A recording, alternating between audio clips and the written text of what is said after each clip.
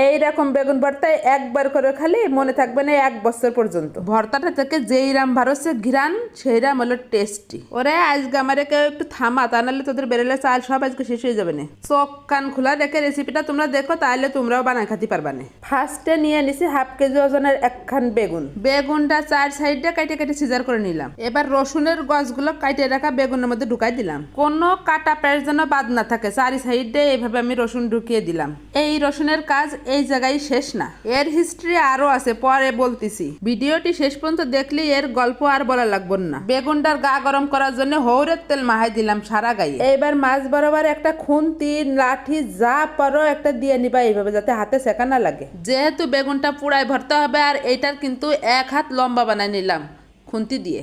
এখন এই বেগুনটা আমি গ্যাসে পুড়াবো। তোমরা চাইলে কাঠের লাকড়িতেও পুড়াইতে পারো, কোনো সমস্যা নেই। এখন পুড়াপুড়ির পালা শেষ, এখন বাইসে লইতেবে। বেগুন ভিতরে পুড়ছে কিনা ভিতরে যায় তো দেখা সম্ভব না, তবে এর একটাই টিপস আছে, এটা কিন্তু কাকের মতন একবার কালো হয়ে যাবে গাটা।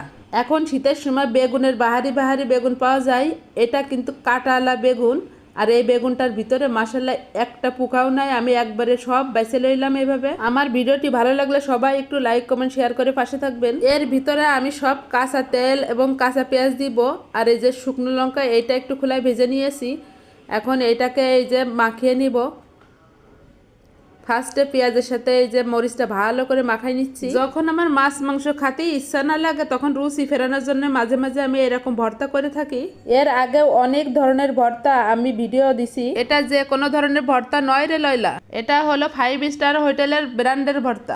এইরকম বেগুন ভর্তা হলে দেখেও শান্তি, খাইয়েও শান্তি। কেউ কেউ আছে ভাতে দেখায়, আবার কেউ কেউ আছে ভাজি করে ভর্তা করে। কিন্তু বুন্ডিরা, তোমরা একটু এরকম ভর্তা করে তোমার হাজবেন্ডের খায় দেখবা, যে তোমার জন্য কিন্তু পাগল হয়ে যাবে একবারে। হাজবেন্ডের বশ করা ভর্তা। কথা বলতে বলতে আমার ভর্তা করা প্রায় শেষ। এখন লাস্টে দিয়ে দিচ্ছি এই যে সরিষার তেল। ফার্স্টে বলিলাম রসুনের একটা হিস্ট্রি আছে।